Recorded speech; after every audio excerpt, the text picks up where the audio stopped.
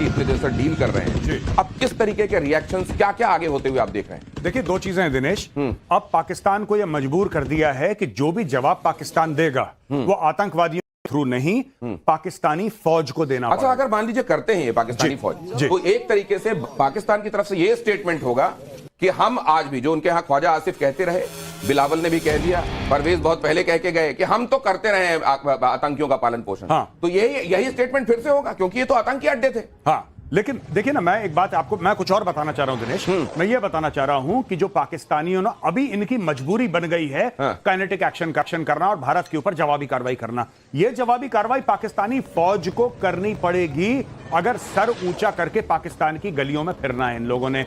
और इसमें वो आतंकवादी गतिविधि जो होगी सो होगी, वो अलग बात है, लेकिन पाकिस्तानी जो आवाम है उसको, अगर उसके दिलों में इनको जगह बनानी है, जो जगह खो चुके हैं ये लोग पाकिस्तानी फौज वाले, तब इनको कार्रवाई करनी पड़ेगी, मिलिट्री कार्रवाई भारत के ऊपर। और इसी चीज को हम चाहते हैं। मैं चाहता हूं कि एक बार फिर सवेरे 5:30 बजे प्रफुल्ल मिश्रा का कॉल आए और वो बोले, सर हर हर महादेव। मैं चाहता हूं ये हो जाए, ये फिर से हो जाए। और ये कहा जा रहा है कि दबाव में बहुत ज्यादा होगी पाकिस्तान की आर्मी। जनरल साहब, दिनेश, मैं ये कहना चाहता हूँ, पाकिस्तान के पास 3 ऑप्शन है। पहला ऑप्शन, चुपचाप बैठो। दूसरा, वो पॉसिबल नहीं है, कुछ तो दिखाना है, क्योंकि ये लड़ाई नहीं लड़ सकते। इनका खाली ऑडियंस है, इनके आवाम के लोग उनको इंप्रेस करना चाहते हैं कि हम बेस्ट आर्मी है वगैरह वगैरह। तो जब यदि काइनेटिक एक्शन होगा तो उसमें भी दो बिंदु है, क्या स्केल अप करेंगे या टोकन जेस्चर दिखाएंगे, खाली नौटंकी वाला, जिसका कोई इफेक्ट नहीं, फुलझड़ी इफेक्ट कुछ नहीं। तो मुझे लगता है कि ये स्केल अप करेंगे तो इनको पता है पूर्ण विनाश तय है, ये मुनीर को पता है। तो मुझे नहीं लगता ये स्केल अप करेंगे। हम तो चाहते हैं कि स्केल अप करें, क्योंकि इस बार जय छाई की लड़ाई खत्म हो। ये चैप्टर, ये सांप जो कई बार हमको डसता रहा है, इसको कुचल देना है, सजाए मौत देना है। हम तो चाहते हैं, देखो, एक बार कुर्बानी देके हम सदा के लिए हम अपना वंस एंड फॉर ऑल इलाज हो जाना चाहिए, जनरल ये कह रहे हैं। लेकिन प्रधानमंत्री नरेंद्र मोदी को एनएसए ने, अजीत डोभाल भारत के एनएसए, उन्होंने पूरा अपडेट दिया है। उनके पास, वो कोऑर्डिनेट कर रहे होंगे, जाहिर है तमाम तरफ से जो उनके पास इंफॉर्मेशन आई है वो प्रधानमंत्री को उन्होंने ब्रीफ किया है, ये किया है। बल्कि अमेरिका भी उन्होंने फोन लगाया है और ब्रिटेन को भी इन्फॉर्म किया है कि हमने ये किया है, हमने टेरर कैंप्स जहां जहां पर हैं उन जगहों को आइडेंटिफाई करके हमने उन जगहों को अटैक करने का काम किया है। उसके बाद अमेरिका ने पाकिस्तान को फोन किया है कि हिंदुस्तान ने जो किया है वो उसका हक था, उसने ठीक किया है और तुमको चुप करके बैठना है। डॉलर भी तो चाहिए है। नहीं तो F-16 कैसे उड़ेगा जब अमेरिका का चुप बैठना है? F-16 उड़ा के दिखा दो। और J-70 तो ऐसे ही कचरा माल है। जब पाकिस्तान का मिनिस्टर चाइना गया तो चाइना के मिनिस्टर ने उसको कहा J-17 मत इस्तेमाल करना। क्यों?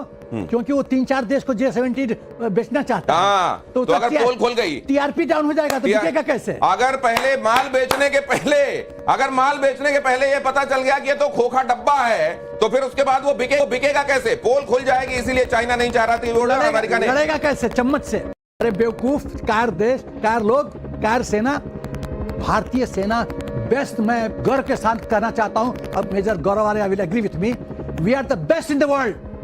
कोई सेना हमारे टक्कर का नहीं है। वी आर इनविंसिबल, हम कुछ भी कर सकते हैं। हम कारगिल में इसने साबित कर दिया।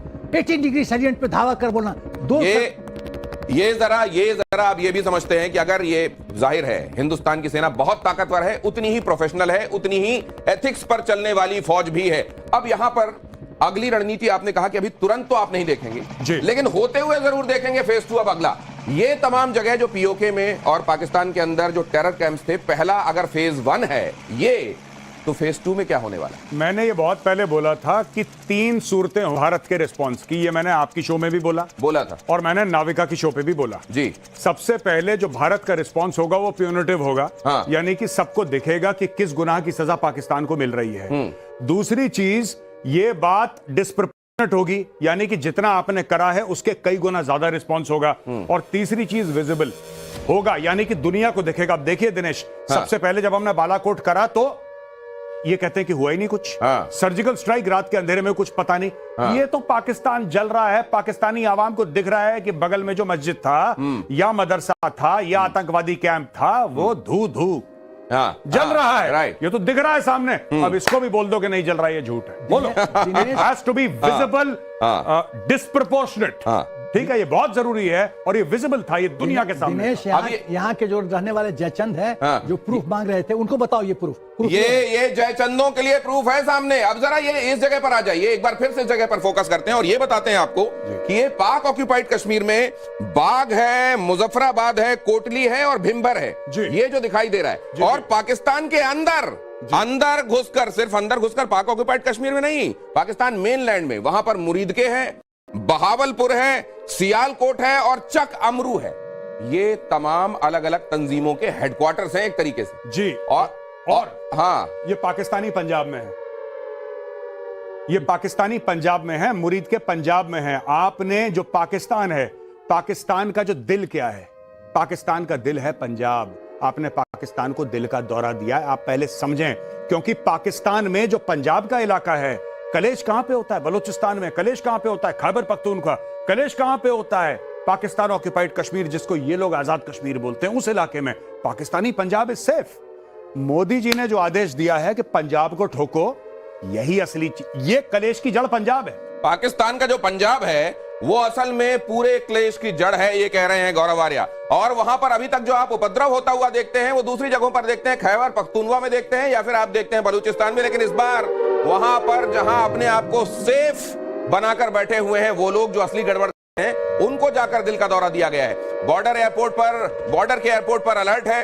आपको अभी बताया, श्रीनगर के एयरपोर्ट को पूरी तरीके से सेना ने अपने काबू में ले लिया है। एलओसी पर युद्ध जैसे हालात हैं, सोर्सेस ने बताया। श्रीनगर एयरपोर्ट सेना के पूरी तरीके से कंट्रोल और कमांड में है। बॉर्डर के एयरपोर्ट पर अलर्ट कर दिया गया है। तो जाहिर है भारत भी अब क्या इसके साथ साथ किया जाना चाहिए? इतनी मीटिंग्स की वजह यही है कि ये अगर हम मोहरा चलेंगे तो उधर से क्या होगा और उसके बाद हमको कौन सी चाल चलनी है और कहां तक जाने के बाद चेकमेट वाली सिचुएशन हम पाकिस्तान के साथ ले आने वाले। देखिए दिनेश, छोटी सी बात है, जिस तरीके से पाकिस्तानी अब ये कह रहे हैं कि भारत का ब्रिगेड हेडक्वार्टर पर मार दिया या हमने भारत के 5 हवाई जहाज 3 मार दिए। आप ये देखिए, ये डिसेप्शन नहीं होता, छल इसको नहीं कहते, ये तो झूठ है। ये छल नहीं है, ये तो झूठ है कि कोई चोर को 4 थप्पड़ मारो, कह नहीं साहब चोरी नहीं करी हमने। ये झूठ है जो पाकिस्तानी। आप डिसेप्शन किसको बोलते हैं, छल किसको बोलते हैं? कि आप बोलें 7 मई को हम लोग सिविल डिफेंस की एक्सरसाइज करेंगे। 7 मई को सिविल डिफेंस और सिविल डिफेंस और लश्कर का मरकज मिट्टी में मिला। ये खबर देखिए जरा, लश्कर जहां से ऑपरेट करता रहा है मुरीद के, लश्कर के मरकज को मिट्टी में मिला दिया गया। आतंक का सबसे बड़ा ट्रेनिंग सेंटर है। लादेन ने मरकज में 1 करोड़ रुपए लगाए थे और लादेन की फंडिंग से बना था यह मरकज। कसाब को भी यही ट्रेनिंग दी गई थी। तो ये जो मुरीद के हैं, ये जो पाकिस्तानी टेररिस्ट का मायका है, आज उनके मायके में जाकर उनकी चूड़ियां बढ़िया से तोड़ी गई। बिल्कुल। एक पॉइंट मैं और कहना चाहता हूं, ये पंजाब में जो टारगेट किया गया है, पूरा सेना और पूरा पाकिस्तान को डोमिनेट करता है पंजाब। तो पंजाब को हिट कर रहे हो, मतलब तुम्हारे मेन जो सेंटर ऑफ ग्रेविटी है वहां जाके हिट कर रहे हो, जहां मैक्सिमम दर्द फील हो।